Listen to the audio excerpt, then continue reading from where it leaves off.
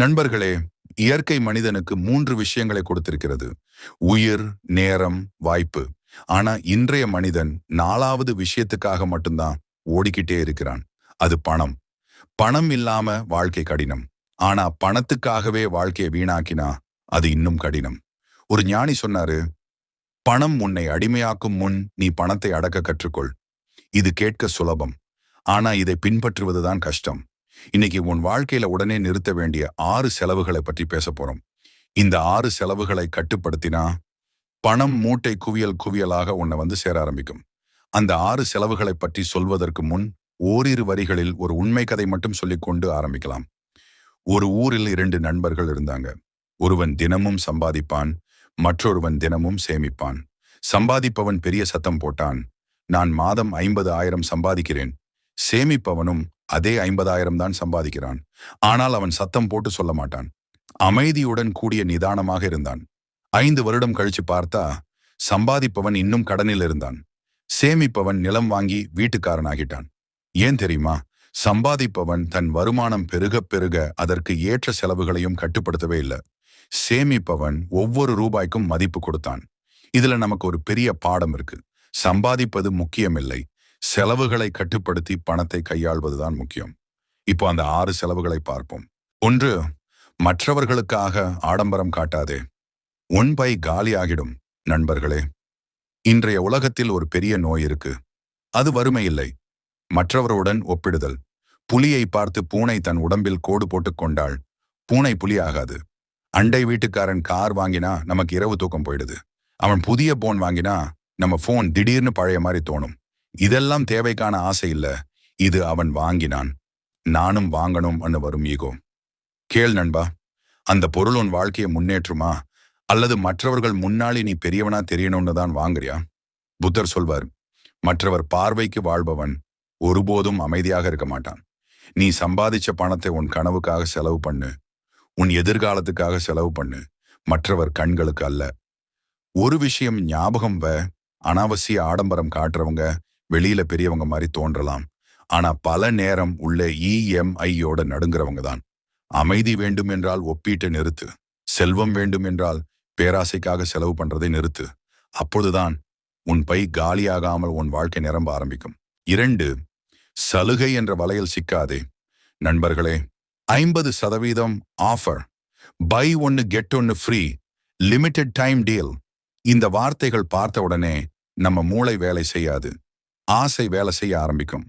நமக்கு தேவையில்லாத பொருளையும் இவ்வளவு கம்மி விலைக்கு கிடைக்குது, விட்டுடக்கூடாதேன்னு வாங்குறோம். கேள் நண்பா, உனக்கு தேவையில்லாத பொருள் 50% கம்மி விலைக்கு வாங்கினாலும் அது 100% வேஸ்ட் தான். நீ சேமிச்சேன்னு நினைக்கிறேன், ஆனா உண்மையில நீ செலவு பண்ணிக்கிட்டே இருக்கிற. புத்தர் சொல்வார், ஆசை வேகமாக முடிவு எடுக்க செய்யும், அறிவு மெதுவாக யோசிக்க செய்யும். ஆஃபர் பார்த்த உடனே வாங்காதே, ஒரு நாள் யோசி.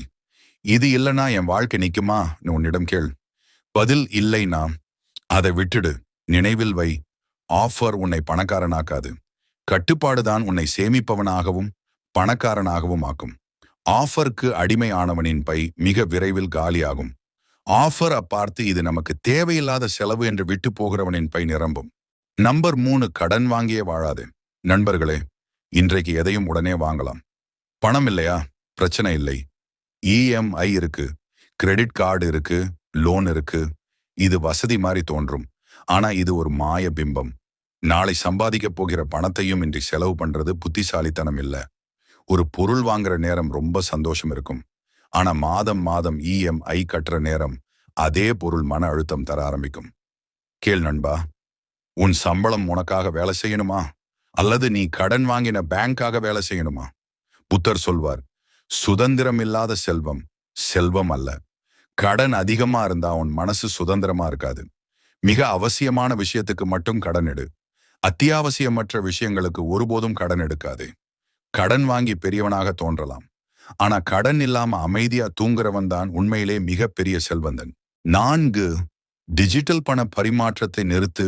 பணம் போறது தெரியாம போயிடும். நண்பர்களே, இன்றைக்கு பணம் கையில் இருக்க வேண்டிய அவசியமே இல்லை. போன் இருக்கா? போதும். UBI, கார்டு, ஆட்டோபே, ஒரு ஸ்வைப், ஒரு ஸ்கேன், பணம் போயிடும். ஆனா கவனிச்சிருக்கீங்களா? பணம் போன வழி நமக்கு தெரியாது. பாக்கெட்டிலிருந்து 2000 ரூபாய் எடுத்து நம் கையால கொடுத்து செலவு பண்ணும்போது மட்டும்தான் நம் மனம் கொஞ்சம் யோசிக்கும், இது சரிதானா என்று. இவ்ளோ பணம் போகுதே என்று தோணும். ஆனா போன்ல இருந்து 2000 செலுத்தினா அது ஒரு நம்பர் மாதிரி தான் தெரியும். இதுதான் ஆபத்து. புத்தர் சொல்வார், உணர்ச்சி இல்லாத செலவு, கட்டுப்பாடு இல்லாத வாழ்க்கைக்கு வழி. நான் டிஜிட்டல் செலவு பண்ணாதேன்னு சொல்லல. ஆனா கணக்கு இல்லாம செலவு பண்ணாதேன்னு சொல்றேன். ஒவ்வொரு செலவையும் எழுதிப்பார். மாதம் முடிஞ்சப்போ உனக்கே அதிர்ச்சியாகும். ஸ்வைப் சுலபம், ஆனா சேமிப்பு தான் செல்வம் தரும். பணம் கையிலிருந்து போகுதுன்னு மனசுக்கு தெரியணும். அப்போதான் வாழ்க்கை கட்டுப்பாட்டில் வரும். 5. உணர்ச்சிகளுக்காக செலவு பண்ணாத. நண்பர்களே, நம்ம வாழ்க்கையில பல செலவுகள் தேவைக்காக இல்ல, உணர்ச்சிக்காக. சண்டை போட்டுட்டு வெளியே போய் ஏதாவது வாங்குறோம். சோகம் இருந்தா ஷாப்பிங் போனா மனசு லைட் ஆகிடும் என்று நினைக்கிறோம். கோபம் வந்தா நான் யாருக்கும் கம்மி இல்ல என்று விலை உயர்ந்த பொருள் வாங்குறோம். இது தேவையா? இல்ல, இது அந்த நிமிஷ உணர்ச்சிக்கான செலவு. புத்தர் சொல்வாரு, ஒரு நிமிஷ கோபம் 100 நாள் பச்சாத்தாபம் தரும். அதே மாதிரி ஒரு நிமிஷ உணர்ச்சி செலவு மாதம் முழுக்க மன அழுத்தம் தரும். ஒரு விஷயம் பிடிச்சிட்டு உடனே வாங்கணும்னு தோணுதா? 24 மணி நேரம் காத்திரு. அடுத்த நாள் கூட அதே அவசரம் இருந்தா அது தேவையாக இருக்கலாம். இல்லை என்றால் அது வெறும் உணர்ச்சி. நினைவில் வை நண்பா, உணர்ச்சியால் எடுக்கும் முடிவு செல்வத்தை குறைக்கும், அறிவால் எடுக்கும் முடிவு செல்வத்தை கூட்டும். மனசு அமைதியா இருந்தாதான் பை நிரம்ப ஆரம்பிக்கும், வீட்டுல செல்வம் நிறைய ஆரம்பிக்கும். 6. முடிவில்லா ஆசை இருந்தா பணம் ஒருபோதும் தங்காது. நண்பர்களே, வாழ்க்கை தேவையால் நடக்கும், ஆனா ஆசையால் குலையும்.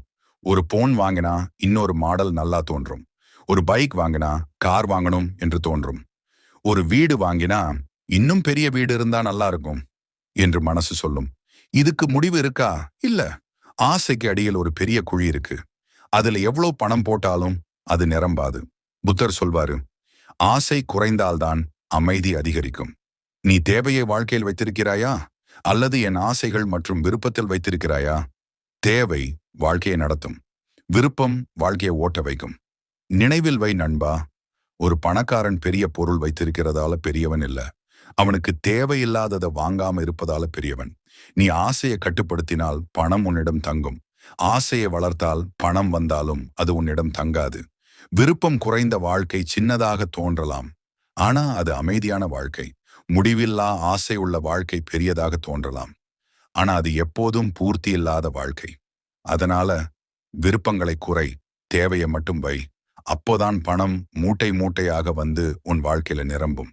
இந்த நண்பர்களே, பணம் கஷ்டப்பட்டு சம்பாதிக்கிறோம். ஆனா கவனம் இல்லாமல் நம்ம பண்ணக்கூடிய ஒவ்வொரு செலவும் அந்த சம்பாதிக்கிற பணத்தை இழக்கிறோம். வாழ்க்கையில பெரிய பிரச்சனை வறுமை இல்ல, கட்டுப்பாடு இல்லாத ஆசைதான். புத்தர் சொல்வார், உன் மனதை வென்றவன் தான் உண்மையான செல்வந்தன். நீ உலகத்தை வெல்ல வேண்டிய அவசியமில்லை. உன் செலவுகளை வெல்லு. நீ சம்பாதிப்பது முக்கியமில்லை, நீ அதை காப்பாற்றுவது முக்கியம். தேவையை மட்டும் வைத்துக்கொள். மற்றவர்களுக்காக வாழாதே. ஆஃபருக்கு அடிமை ஆகாதே. கடன் வாழ்க்கையில் விழாதே. உணர்ச்சியில் முடிவு எடுக்காதே. முடிவில்லா ஆசையை வளர்க்காதே. இதை பின்பற்றினா பணம் மெதுவா வரும், ஆனா நிச்சயமாக தங்கியிருக்கும். உன்னை விட்டு எங்கும் போகாது. உனக்கு அமைதி வேண்டும் என்றால் அறிவை வளர்த்துக்கொள். உனக்கு செல்வம் வேண்டும் என்றால் கட்டுப்பாட்டை வளர்த்துக்கொள். நண்பர்களே, இந்த வீடியோ உங்களுக்கு உதவி இருக்குன்னு நினைக்கிறேன். இதுவரைக்கும் நீங்க பண்ணி தேவையில்லாத செலவுகள் என்னென்ன? கமெண்ட்ல நேர்மையா சொல்லுங்க. உங்களுடைய வழித்துணை நண்பனான மோட்டிவ் எக்ஸ் தமிழ் சேனலை சப்ஸ்கிரைப் பண்ணிடுங்க. மீண்டும் ஒரு நல்ல கருத்துடன் சந்திப்போம். நன்றி நண்பா.